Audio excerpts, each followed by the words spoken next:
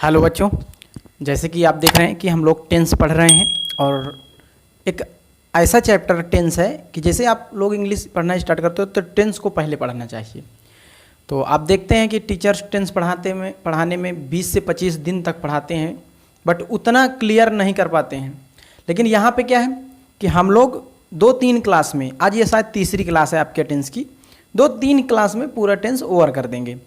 तो अगर मैं पिछली क्लास की बात करूं तो अगर आप नए बच्चे हैं तो आप डिस्क्रिप्शन में जाके सारे वीडियो को देख देना, मैं डिस्क्रिप्शन में सारा लिंक दे दूंगा आपको। तो जैसे कि आपने देखा था कि हम लोगों ने कल जो 12 टेंस थे उनका एक चार्ट तैयार किया था, ठीक है। चार्ट तैयार किया था वर्ब का, जिसमें हेल्पिंग वर्ब और मेन वर्ब के फॉर्म की बात हमने की थी।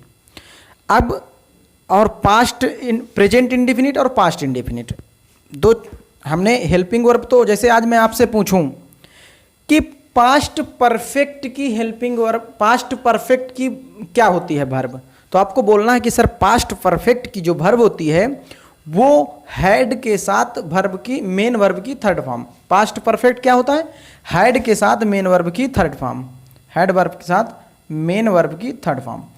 ये क्या होता है? पास्ट परफेक्ट का वर्ब होता है। तो इसीलिए मैं ये कह रहा था कि आपके वो जो चार्ट मैंने आपको बताया था वर्ब वाला, वो रटा होना चाहिए। 12 टेंस के जो चार्ट इधर में हमने लिखवाया था उसमें जो जितनी भी बड़ा चार्ट था उसमें सारे हर टेंस का अपना एक उसका वर्ब था। तो उसको करने के बाद हम लोग प्रेजेंट इंडेफिनिट, हम लोगों ने 2 बात किया था, प्रेजेंट इंडेफिनिट और पास्ट इंडेफिनिट।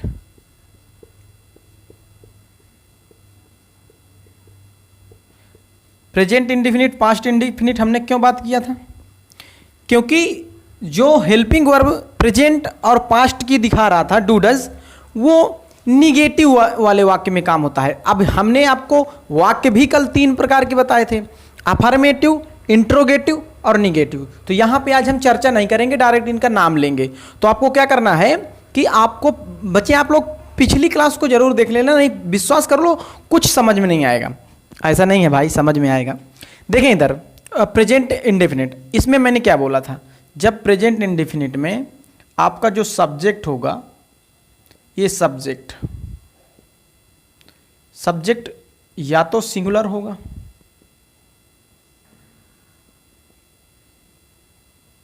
सिंगुलर और प्लूरल। अफर्मेटिव की बात हो रही है, किसके? अफर्मेटिव सेंटेंस के। सिंगुलर होगा सब्जेक्ट, तो ये इसमें ही, सी, इट, ही, सी, इट और किसी का नाम, नेम ऑफ एनी पर्सन, ठीक। अगर प्लूरल होगा तो you, I, we, you, they, I, we, you और दे, इनमें से कोई होगा। जब ये सिंगुलर सब्जेक्ट होंगे तो आपको मेन वर्ब पे एस या ई एस लगाना है, मेन वर्ब पे एस या ई एस यूज करना है। और यहाँ पे मेन वर्ब की फर्स्ट फॉर्म यूज करना है, ठीक है। ये आपका स्ट्रक्चर किसका था? प्रेजेंट इंडेफिनिट का। और पास्ट इंडेफिनिट में सब्जेक्ट, इसका सब्जेक्ट सिंगुलर और प्लूरल, दोनों सब्जेक्ट के साथ वर्ब की सेकेंड फॉर्म लगती है, बस इतना याद रखना है। अब देखो, ध्यान से देखना इस बात को। हम प्रेजेंट इंडेफिनिट लेते हैं। अगर मैं यहां लिखूं कि अजय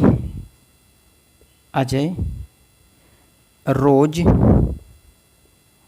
नहाता है। पहली बात हमने सिखाया था कि हिंदी के जो सेंटेंस होगा उसको कैसे पहचाने कि ये 12 टेंस में से किस टेंस का है। तो ये बता रहा प्रेजेंट और ता बता रहा इंडेफिनिट। आप सब जानते हो प्रेजेंट का इंडेफिनिट है। प्रेजेंट के इंडेफिनिट का अफर्मेटिव सेंटेंस है, नहीं लगा तो ये अफर्मेटिव होगा। अगर ये अफर्मेटिव है तो इस रूल पे बनेगा। अब देखो अजय, किसी का नाम है तो ये हुआ सिंगुलर, हम लिखेंगे अजय। आगे दिया है कि मेन वर्ब में एस या यस, नहाना की क्या होती है, बात। ये मेन वर्ब की फर्स्ट फॉर्म है, तो ये सिंगुलर है तो इसको सिंगुलर बनाने के लिए इसमें यस या यस जोड़ना होगा, तो यहाँ पे हम यस जोड़ देंगे, बाथ्स। और रोज की होती है डेली। बात समझ में आई? Ajay baths daily. अब यहाँ पे देखो, अगर मैं लिखूं कि तुम कानपुर जाते हो, तुम कानपुर जाते हो, तो ये है बता रहा है प्रेजेंट और ता बता रहा है इंडेफिनिट। प्रेजेंट के इंडेफिनिट का अफर्मेटिव वाक्य है, तो इसको आप करोगे तो यू। आप जानते हो जब यू आ जाता है तो मेन वर्ब की फर्स्ट फॉर्म जाना की होती है गो, यू गो। जब एक स्थान से दूसरे स्थान पे, यानी हम कहीं जाते हैं किसी दूसरे स्थान पे, तो गो के साथ टू और school, sorry Kanpur, go to Kanpur. देख लीजिए, तो ये आपके किसका रूल था, प्रेजेंट का, प्रेजेंट के इंडेफिनिट का। समझ में आया? समझ में आया मेरे भैया? बच्चे आप लोग देखो, अगर ध्यान से आप पढ़ोगे तो विश्वास करो, आप लोगों से कोई भी कभी भी ट्रांसलेशन पूछेगा आप पीछे नहीं हटने वाले। अब यहाँ पे देखो, हम पास्ट इंडेफिनिट की बात करते हैं। अगर मैं लिखूं वह स्कूल गया, वह स्कूल गया। रमेश गंगा में स्नान किया। दो सेंटेंस। आप देखो, हमने बताया था कि जब या ई ए के आगे कुछ ना रहे तो इनको हमेशा पास्ट का इंडेफिनिट मानते हैं। तो ये दोनों पास्ट के इंडेफिनिट के अफर्मेटिव हैं। अफर्मेटिव के क्या रूल होता है, ये है कि सब्जेक्ट कुछ भी हो, मेन वर्ब की सेकेंड फॉर्म लगा देना है। अगर इसको मैं करूँगा तो सब्जेक्ट से क्या मतलब है, ही जाना की होती है वे, सेकेंड फॉर्म हो जाएगी वेंट। अब कहाँ, स्कूल, वेंट टू स्कूल। ये लो। अब यहाँ पे देखो, रमेश सब्जेक्ट से क्या मतलब है, कुछ भी हो। रमेश स्नान किया, स्नान करना क्या कहते हैं, बाथना। तो अब जब आप सब जानते हो कि बाथ का सेकेंड फॉर्म बाथड होता है, देखो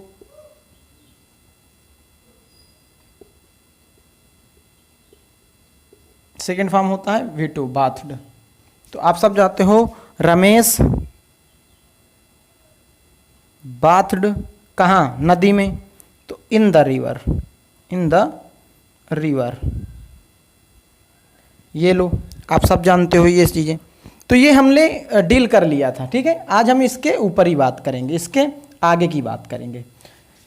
देखो, मैं आप लोगों को बार बार एक चीज़ बता रहा हूँ कि अगर आप नए व्यूअर हैं तो प्लीज़ जाके डिस्क्रिप्शन बॉक्स में जो लिंक दी गई है उनको 1 बाय 1 करके देख लीजिए, तब आप लोगों को ज़्यादा समझ में आएगा।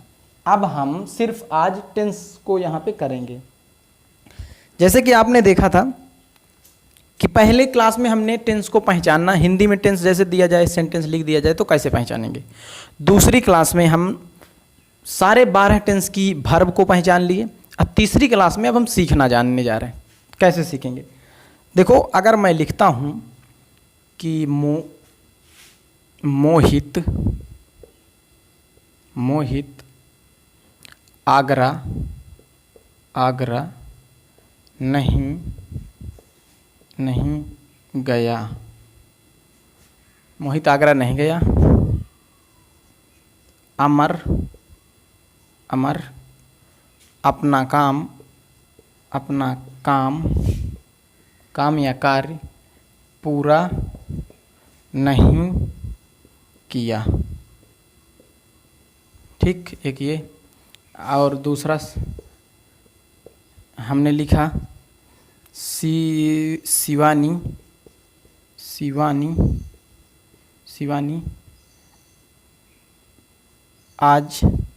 आज स्कूल नहीं जाती है। शिवानी आज स्कूल नहीं जाती या नहीं जाती है, ठीक है। अगर हम ये 3 सेंटेंस को देखें, आप सब जानते हो पास्ट के इंडेफिनिट का निगेटिव सेंटेंस, तो आप इंडेफिनिट का रूल लगाओगे, यानी इंडेफिनिट का रूल मोहित, सब जानते हो, इसकी हेल्पिंग वर्ब डालनी होगी, did not, Mohit did not. अब जब जानते हो कि डिड नॉट यानी हेल्पिंग वर्ब के साथ मेन वर्ब की फर्स्ट फॉर्म, तो जाना कि go, Mohit did not go to Agra. अब इधर देखो, अमर अपना कार्य पूरा नहीं किया, ये भी पास्ट का इंडेफिनिट का निगेटिव सेंटेंस, नकारात्मक वाक्य। तो हम लिखेंगे अमर डिड नॉट, पूरा करना की होती है बेटा done, do do do complete means होता है पूरा करना, ठीक है, COMPLET, ठीक है। तो हम इसकी first form, Amar did not complete. अब अमर है तो अमर अपने के लिए हिज होगा, his, Amar did not complete his कार्य वर्क, ये लो देख लो। अब यहाँ शिवानी आज स्कूल नहीं जाती है, आप सब जानते हो प्रेजेंट के इंडेफिनिट का नकारात्मक वाक्य है, तो हम लिखेंगे शिवानी। अब आप जानते हो इसका रूल क्या है कि जब शिवानी यानी सिंगुलर होगा तो इसकी हेल्पिंग वर्ब डज लगेगी, सिंगुलर के साथ डज, नॉट के लिए नॉट लगाएंगे, Shivani does not go to school today, समझ रहे हो आप। तो ये प्रेजेंट का इंडेफिनिट, पास्ट का इंडेफिनिट का नकारात्मक वाक्य। अब देखो कोई भी, मतलब आज आप कहीं से भी प्रैक्टिस करो, कोई दिक्कत नहीं होने वाली, बस चार्ट याद होना चाहिए। आप, मैं अगर लिख रहा हूँ तुम स्कूल में गाना, तुम स्कूल में गाना गाओगे।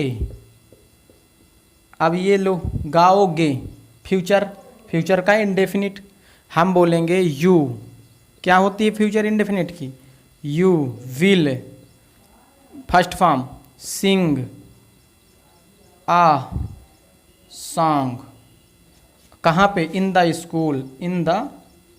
School, you will sing a song in the school. वह बाजार जा रहा है। अब सब जानते हो ये है प्रेजेंट, रहा रही है कॉन्टिन्यूअस, तो प्रेजेंट का कॉन्टिन्यूअस, समय तो मैंने दिया नहीं, तो प्रेजेंट का कॉन्टिन्यूअस हम करेंगे ही। प्रेजेंट कॉन्टिन्यूअस की हेल्पिंग वर्ब याद करो, ही इज IMR होती है, तो सिंगुलर के साथ सिंगुलर लगाएंगे, तो ही इज गोइंग, वर्ब की fourth form, he is going to market. समझ में आया। अब मैं यहाँ लिख दूँ वह बाजार नहीं जा रहा है, तो हम लिखेंगे ही इज नॉट, यहाँ बीच में प्लेस करते हैं नॉट को, he is not going to market. समझ में आया भैया। अब यहाँ पे कोई भी तुम टेंस ले लो, किसी भी, 12 टेंस खत्म होने जा रहे हैं, कोई बाद में हम लोगों से बोलना नहीं, प्रैक्टिस करवा देंगे हम। और अगर मैं बोलूँ, मैं बोल रहा हूँ वह अपना कार्य कर चुका था।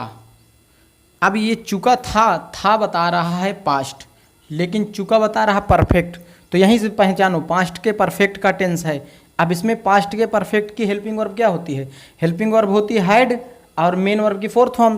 तो अब करेंगे ही हैड, कार्य करना की होती है कंप्लीट, ही हैड, तो चूंकि सॉरी यहाँ पे हैड के साथ मेन वर्ब की थर्ड फॉर्म लगेगी नहीं भाई परफेक्ट में, तो he had completed his work, ठीक है, या ही हैड डन कर सकते हो, दोनों सही है। He had done his work या ही हैज या he had completed his work. आप समझ में आ रही। अगर मैं अब बड़ा सेंटेंस लेने जा रहा हूँ आपके सामने, बहुत बड़ा सेंटेंस, देखो आपके सामने बड़ा सेंटेंस अब रखने जा रहे हैं। बड़ा सेंटेंस ये है कि भारत सरकार कुछ नई योजनाएं शुरू करेंगी। देखो डायरेक्ट जब गा लग जाए उसके पहले और कुछ कोई सिर्फ गा दिखाई दे तो ये प्रेजेंट का इंडिफिनिट, वो फ्यूचर इंडिफिनिट होता है। गा गी कहाँ होता है? फ्यूचर में। तो फ्यूचर का इंडिफिनिट होता है। फ्यूचर का इंडिफिनिट क्या होता है? विल शैल। यानी हम लिखेंगे इंडियन गवर्नमेंट, ठीक, इंडियन गवर्नमेंट विल, शुरू करना start, Indian government will start कुछ नई योजनाएं। तो कुछ की होती है सम, नई की न्यू, योजनाएं की plans. Indian government will start some new plans, ठीक है, यह ले आओ, हो गया। अब यहाँ पे हम लिख दें भारत सरकार कुछ नई योजनाएं शुरू करने जा रही है। अब है बता रहा प्रेजेंट, रही बता रहा है कॉन्टिन्यूअस, तो प्रेजेंट के कॉन्टिन्यूअस बना लेंगे। तो हम लिखेंगे इंडियन गवर्नमेंट इज, ठीक है, is starting, Indian government is starting some new plans. ये लो, हम यहाँ इसको पास्ट से बना सकते हैं। भारत सरकार कुछ नई योजनाएं शुरू कर चुकी है। अब ले शुरू कर चुकी है, तो है बता रहा है प्रेजेंट, लेकिन चुका बता रहा है परफेक्ट, तो प्रेजेंट के परफेक्ट से बनाएंगे। तो हम लिखेंगे इंडियन गवर्नमेंट। अब प्रेजेंट के परफेक्ट का क्या होता है? हैज या हैव ना, तो इंडियन गवर्नमेंट यहाँ हो जाएगा सिंगुलर, तो हम लगाएंगे has. Indian government has sorry मेरे भाई, सॉरी, चूंकि है ना परफेक्ट लगाएंगे, तो परफेक्ट में हैज और थर्ड फॉर्म यूज होगा। तो has started some new plans. मतलब कुछ भी बना सकते हो इसी सेंटेंस में। अगर हम लगा दें भारत सरकार कुछ नई योजनाएं नहीं शुरू करेगी, तो Indian government will not start, यानी हेल्पिंग वर्ब और मेन वर्ब के बीच में नॉट प्लेस होता है। ये रहा आपके 12 टेंस में से 8 टेंस कंप्लीट हो गए। 8 टेंस कंप्लीट हो गए। आपके सामने एक अभी 4 टेंस बच्चे हैं। कौन कौन से? Present perfect continuous, past perfect continuous, future perfect continuous. इसलिए मैंने उनको छोड़ा था क्योंकि उसमें एक छोटा सा रूल था सिंस और फॉर का। फॉर और सिंस, देखो फॉर जब लगता है तो ये किसी, ये घंटा, ठीक है, दिन,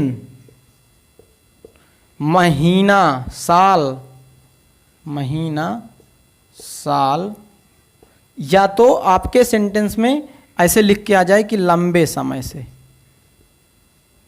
तो क्या लगेगा? फॉर लगेगा। अगर यहाँ पे इन चीज़ों को डिक्लेयर कर दे, जैसे घंटा को यहाँ डिक्लेयर कर दे कि 2 घंटा, है ना। अब घंटा को यहाँ डिक्लेयर कर दे, बजे लिख दे 2 बजे, दिन का नाम लिख दे, जैसे यहाँ दिन है, कौन सा दिन कंफर्म नहीं रहेगा, लेकिन यहाँ दिन का नाम रहेगा सोमवार, मंगल, है ना, तो दिन का नाम। और यहाँ महीने का नाम लिख दे, जैसे जनवरी, फरवरी, है ना, महीने का नाम हो जाए। सुबह शाम दोपहर लग जाए, सुबह शाम दोपहर, ऐसी चीज़ें अगर लग जाएं तो यहाँ सिंस लगेगा, ठीक है। आजकल लगेगा तो सिंस लगेगा, बचपन लग जाएगा तो सिंस लगेगा, तो इसके लिए सिंस लगेंगे। तो ये चैप्टर आप लिख लेना, इसके हम एक करवाते हैं। अगर मैं लिखूँ मैं उसे 2 दिन से पढ़ा रहा हूँ, तो एक बात बताओ, तो इसमें मैंने 2 दिन, कौन से 2 दिन की बात, क्या निश्चित है? क्या नहीं निश्चित है। तो जब दिन निश्चित नहीं है, दिन निश्चित नहीं हो, या तो मैं यहाँ जब दिन निश्चित नहीं है तो हम फॉर का यूज करेंगे, लेकिन ये है बता रहा है प्रेजेंट और रहा बता रहा है कॉन्टिन्यूअस। प्रेजेंट कॉन्टिन्यूअस, दिन बता रहा है आपका परफेक्ट। तो प्रेजेंट परफेक्ट कॉन्टिन्यूअस, समझ में आया? प्रेजेंट परफेक्ट कॉन्टिन्यूअस का टेंस है। तो मैं इसको करूँगा आई एम पढ़ा रहा, teaching, I am teaching him, उसे, I am teaching him for, not since, for 2 दिन से, फॉर 2 days। ये लो, अगर मैं यहीं पे लिखता, अगर हम यहीं पे लिखते, ये बाहर कर दे रहे हैं, इसको आप चैप्टर बना लेना, चलो अच्छा लिखा है, हम नहीं हटा रहे हैं। अगर हम यहाँ लिखते कि मैं उसे 2 बजे से मैं उसे 2 बजे से अंग्रेजी पढ़ा रहा था। तो था बता रहा पास्ट, रहा बता रहा कॉन्टिन्यूअस, लेकिन समय लग गया है तो परफेक्ट, यानी पास्ट परफेक्ट कॉन्टिन्यूअस। अब मैं लिखूंगा आई, पास्ट है तो had been, I had been teaching, I had been teaching him. अब यहाँ पे 2 बजे है तो सिंस 2 o'clock, ठीक है, 2 समझ में आया?